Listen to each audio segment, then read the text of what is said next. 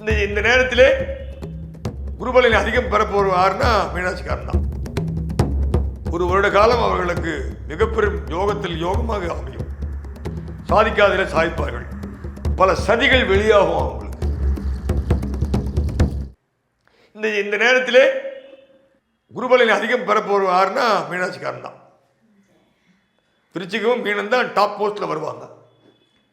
ஒரு வருட காலம் அவர்களுக்கு மிகப்பெரும் யோகத்தில் யோகமாக அமையும். சாதிக்காதில சாதிப்பார்கள். பல சதிகள் வெளியாகும் அவங்களுக்கு. இதை செய்தாலும் அவரவர் வீட்டிலே உள்ள தாய் தந்தையரை மதித்து நடக்க வேண்டும். தந்தை சொல்மிக்க மந்திரம் இல்லை, தாயை சேர்ந்த ஒரு கோயிலும் இல்லை என்பதை போல அப்பா பேச்சு கேட்கணும். தந்தை சொல்மிக்க மந்திரம் இல்லை, தாயை சேர்ந்த கோயிலும் இல்லை, இதை மறந்தவன் வாழ்வில் உருப்படுவதும் இல்லை. யாராவா இருந்துக்கோ, தாய் தந்தையோட யோகம் இல்லைன்னு மேலே வர முடியாது. பெற்றோர்கள் தான் மிகச்சிறந்த இதை கொடுக்க முடியும். Parents can give only the best in the universe. எல்லாவற்றுக்கும் காரணமாக குரு பயிற்சி யாகத்தில் நான் உணர்ந்து செய்ய போகிறேன். மீனம் வழிபட வேண்டிய தெய்வம் வந்து சுவாமிமலை முருகன். சுவாமிமலை முருகன் சுவாமிமலை முருகன், திருபுவனம் சர்வேஸ்வரர் அல்லது பிரித்தகரா தேவி. அது ஒரு யோகத்தை கொடுக்கும். சர்வேஸ்வரரும் சிவன் யோகம், சிவனோட இதே இங்கே சென்னையிலே இருக்கு. எது பண்ணாலும் வந்து இங்கே வந்து காளிகாம்பாள் கோயில் வந்து மீனராசிக்காரங்களுக்கு ரொம்ப ரொம்ப ரொம்ப ஃபேமஸ். சென்னையில் கூடிய காளிகாம்பாள் கோவில் அது ரொம்ப முக்கியமான ரகசியங்கள் அடங்கியது. கமடேஸ்வரர், காளிகாம்பாள் கமடேஸ்வரர்னு ஆலயம்னு பேர் இருக்குது. அந்த கமடேஸ்வரரை வந்து நீங்கள் வந்து வில்வ மாலை போட்டு கும்பிட்டா போதும். நினைச்ச போது அங்கே எல்லாரும் போக முடியாது, எல்லா மீனராசிக்காரர்களையும் போக முடியாது, அவன் சரளம் ஜாஸ்தி. கமடேஸ்வரர்கிட்ட போய் நீங்கள் வில்வ மாலையை போட்டாலே அத்தனை ஃபில்டர் பண்ணிடும். விஜய் அவர்கள் முதலமைச்சராக வந்தது கரூர் இருந்து 10 கிலோமீட்டருக்கு நெரூர் சதாசிவ பிரம்மேந்திரால் தான் அவரை கொண்டு வந்திருக்கார். சதாசிவ பிரம்மேந்திராவின் அருள் பெற்ற விஜய் அவர் தான். நிறைய விளக்கங்கள் வருகிறது. அவர் கிறிஸ்துவ மதத்துக்கு இணையாக வேலை செய்கிறார், கிறிஸ்துவ மதத்தை சாபிக்க விரும்புகிறார், எல்லாம் பண்ணக்கூடிய எது பண்ணாலும் என்ன பண்ணாலும் அந்த திருச்செந்தூர் முருகன் கிட்ட போயிட்டு வந்திருக்கார். அந்த முருகன் இருக்கா பார்த்தீங்களா, அந்த முருகன் வந்து நெரூர் சதாசிவ பிரம்மேந்திரால் அவருக்கு துணையாக இருக்கிறார். எத்தனை பெரிய கெட்ட சக்தி வந்தாலும் அந்த சக்தி ஒரு தூள் ஆயிடும்.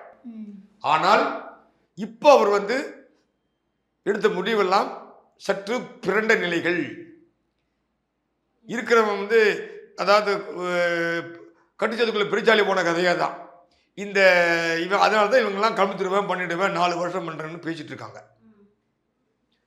அந்த அளவுக்கு கிரகங்கள் வலுவாக இல்லை. ராகுகேதுக்களின் தாக்கம் மிக அதிகமாக இருக்கிறது. ஆகவே ஏற மாதிரி ஏறி டப்பால்னு இறக்கி விட்டுருவாங்க.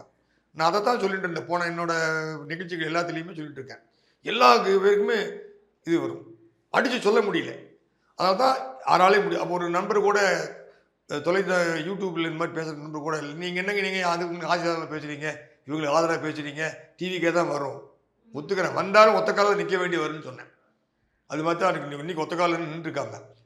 ஆனாலும் எனக்கு இருக்கிற பெரிய ஒரு மிகப்பெரிய கவலை, இந்த கவலை ஆரம்பத்தில் இப்போ இந்த ஒரு வாரமாக நல்ல நிகழ்ச்சிகள் வந்துட்டு இருந்தால் கூட இது நிலைத்திருக்க வேண்டும் என்பது எனது பிரார்த்தனை. ஆனால் நிலைத்திருப்பது கேள்விக்குறி. ஏன் அப்படி சொல்கிறீங்க? அது வந்து அரசியலில் வந்து வாழ்க்கையில் வந்து இப்படி ஒரு தியாகம் பண்ணுறவன் வந்து இது வரைக்கும் வரல.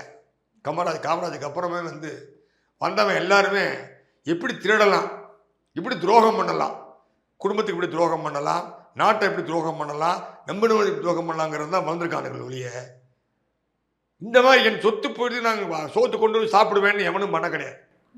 என் காரை தான் போகணும் சொல்லக்கூட கிடையாது. அந்த வரும்போது இவர் அழிக்கிறதுக்கு எதுக்கிறதுக்கு பல வழியிலையும் சொல்லப்பட்டுருவோம், சும்மாவே இருக்க மாட்டான். திமுக வந்து 100க்கு 100 500% இவர் கெடுக்கிறதுல தான் போகும். ஏன்னா அவர்கள் வந்து வாழ்க்கையை ஆரம்பித்தே திருடித்தான் ஏமாற்றி பிழைப்புதான் ஒழிய அவங்க எல்லாம் ஒன்றும் மனிதர்கள் பேச எப்படியும் அவர்கள் சதியிலேருந்து இவங்க தப்புறது தெய்வம் இருக்குன்னு தான் பார்க்கணும். கண்டிப்பாக முடியாது.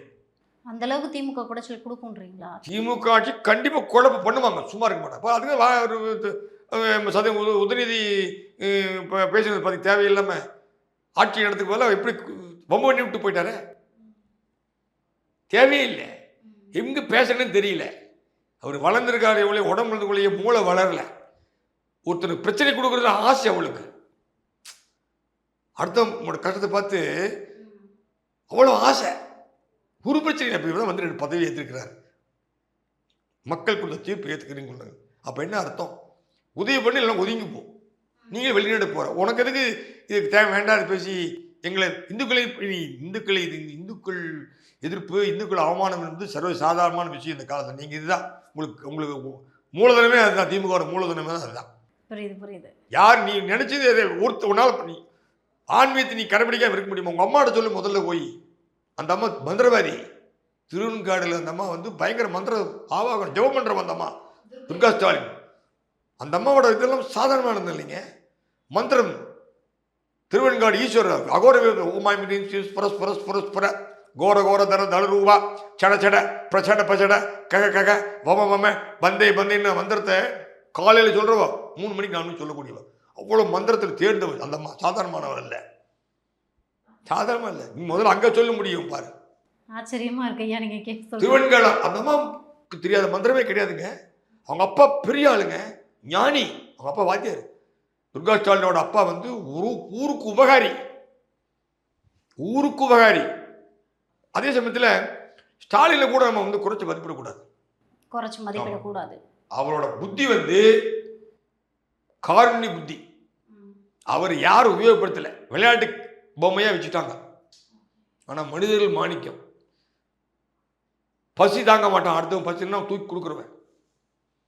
நீங்கள் அவர்கிட்ட போய் உதவி கேட்டுட்டீங்கன்னா அவர் சும்மா அனுப்ப மாட்டார். அவங்கள எனக்கு நிறைய அனுபவம் இருக்கு. உங்களுக்கு பசிக்கு சாதம் போட்டு உனக்கு என்னென்னு கேட்டு பணத்தை கொடுத்து பஸ் ஏற்றி விட்டு அந்த எந்த ஊரில் இறங்குறாரோ அந்த இறங்குறவனுக்கு கொடுத்து பேச வைக்கிற ஆள் அந்த ஆள். அவரும் ஒன்றும் சாதாரணமாக சும்மா பல்லு போட்டு பேசக்கூடாது. நான் வந்து ஒரு காலத்தில் ஸ்டாலின் தலைவராக வந்தால் டிஎம்கே மெம்பர் ஆகணும்னு சொல்லியிருக்கேன். அப்புறம் ஏன் வந்து ஸ்டாலினையே வந்து மக்கள் குளத்தூர் தொகுதியில் தோக்கடிச்சாங்க? ஆமாம். அப்புறம் கூட இருக்கிறவன் வந்து எப்போ திருடுறான்னு பார்த்துட்டு இருந்தா ஏமாத்துறவங்கிட்டவே இப்படி அவனா பார்த்து பொய் சொன்னால் நம்பிடுறாரு. செக் பண்ணுமா வேண்டாமா? நல்லவனை போடுறமா பரமசண்டான.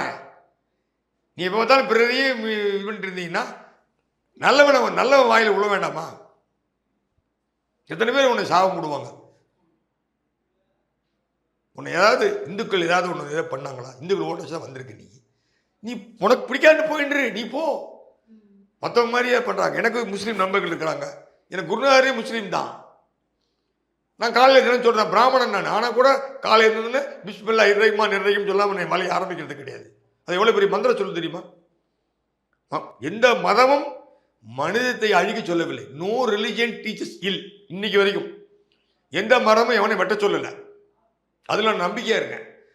எனக்கு கண்ணு வலதுகன் ப்ராப்ளம் வந்தபோது நான் அந்தோனியார்கிட்ட போய் எல்லா பேசுவேன் எனக்கு எல்லா பேசுவேன்னு பாடினவன் நான். எனக்கு நிறைய கிறிஸ்துவ நண்பர்கள் இருக்கிறாங்க, முஸ்லீம் நண்பர்கள் இருக்காங்க. நான் அதனால் சந்தோஷப்படுறேன். எனக்கு எந்த நண்பர்களும் யாரும் எதிரியாக வரல. பகைவனுக்கும் அருள்வா நன்னெஞ்சேன்னு சொல்கிறார் வள்ளலார்.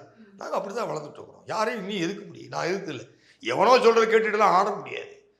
இவர் வந்து சும்மா ஓட்டு அரசியல் நடத்திட்டு இருந்தால் இப்படியே தான் போகும். கடைசியில் கழுது தெரிஞ்சு கட்டெரும்பாக தான் போகும்.